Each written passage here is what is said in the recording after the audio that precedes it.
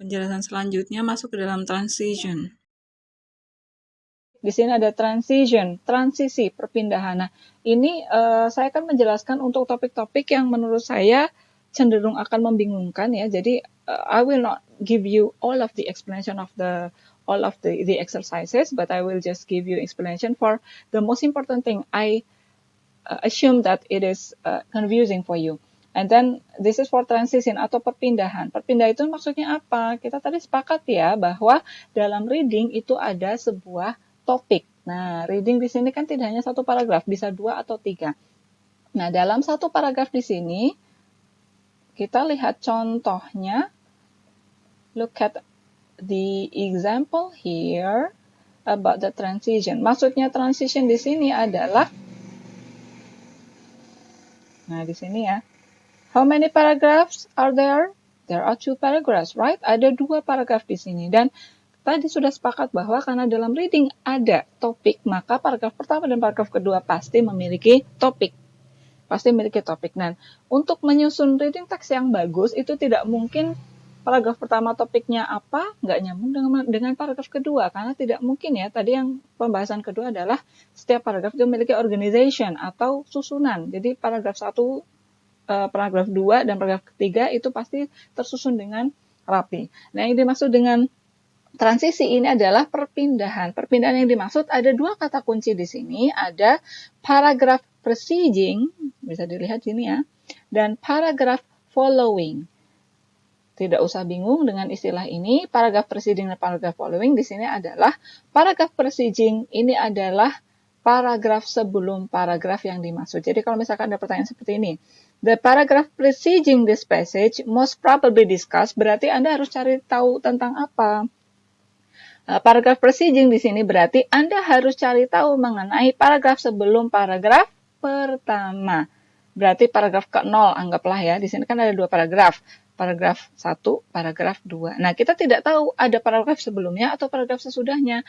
Kalau Anda menemukan kata-kata preceding di sini, maka asumsinya adalah Anda harus tahu topik apa sebelum paragraf pertama. Nah, pertanyaannya seperti itu. So, how to answer? Kita kan tidak ada paragrafnya di sini.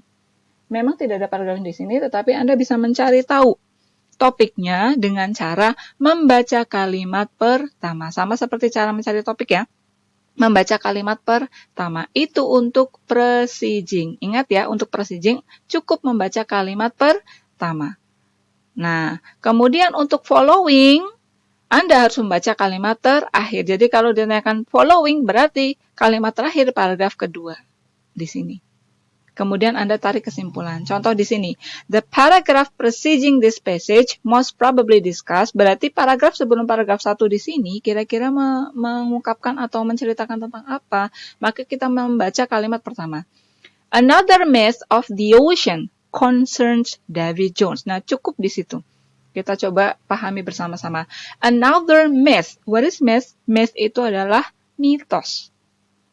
Mitos lainnya mengenai samudra, concern terkait dengan Davy Jones. We know that we have so many myths in the world, including in Indonesia, dan yang di sini adalah mengenai Davy Jones. Berarti topiknya adalah mitos lainnya tentang samudra. Mitos kan ada yang tentang samudra, ada yang tentang gunung, ada yang tentang macam-macam ya. Dari sini yang diceritakan adalah mitos mengenai samudra. Mitosnya adalah Davy Jones. Nah, paragraf ini pasti menceritakan tentang apa? Mitos Davy Jones. Jadi bagaimana menjawab tentang paragraf 0 atau paragraf sebelumnya? Kalau paragraf ini menceritakan tentang Davy Jones, maka paragraf sebelumnya bisa jadi menceritakan tentang mitos yang lainnya. Barangkali menceritakan tentang mitos Nyi Roro Kidul di Indonesia. Who knows, gitu ya. Jadi pertanyaan seperti ini bisa kita tebak dengan apa? Paragraf sebelumnya bisa jadi menceritakan tentang mitos lainnya, bukan tentang Davy Jones. Kenapa? Karena Davy Jones di sini diceritakan di paragraf ini. Yang ditanyakan adalah bukan paragraf ini, tapi paragraf sebelumnya. Nah, paragraf sebelumnya berarti menceritakan mitos lainnya mengenai samudra atau mengenai laut. Mitos lainnya apa? You don't know. Yang penting adalah ada kata kunci yaitu mitos lainnya. Jawabannya di sini adalah yang C. A different traditional story from the sea. Ingat ya, different traditional story, story ini sama dengan myth ya, traditional story itu sama dengan myth, different itu sama dengan another. Oceans ini sama dengan sea. Jawabannya adalah yang C. Jadi untuk membedakan antara preceding dengan main topic, kalau main topic berarti apa yang dibahas dalam paragraf ini. Tadi ya, yang dibahas dalam paragraf ini adalah mitos mengenai Davy Jones. Di sini sudah jelas. Myth of the Ocean concern Davy Jones. Sementara sebelumnya berhubungan dengan mitos. Mitos juga, mitos tentang ocean, tetapi bukan Davy Jones. Jadi jangan sampai salah untuk menjawab yang A. Karena pertanyaan preceding, jawabannya bukan yang A, tetapi jawabannya yang C. Okay, that's about the preceding. Bagaimana dengan following? Sama ya, untuk following itu adalah bacalah yang, nah following, kalimat terakhir. Kalimat terakhir.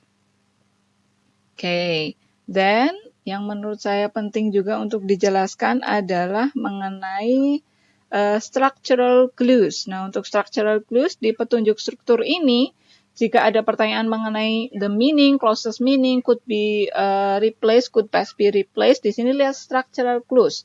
Maksudnya adalah jika Anda menemukan di sini ya, ada pertanyaan seperti ini, nah ada pertanyaan seperti ini, kemudian Anda menemukan structural clues, salah satunya ada koma, tanda kurung, ada dash, dash itu ada strip ya, biasanya itu berpasangan, dash ada di depan dan juga di belakang sebuah klausa.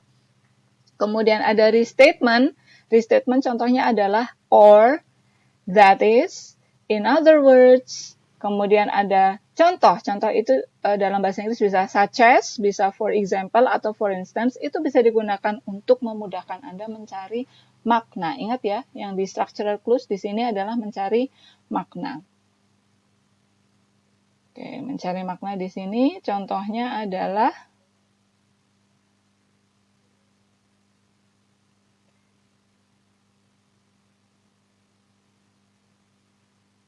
vocabulary question.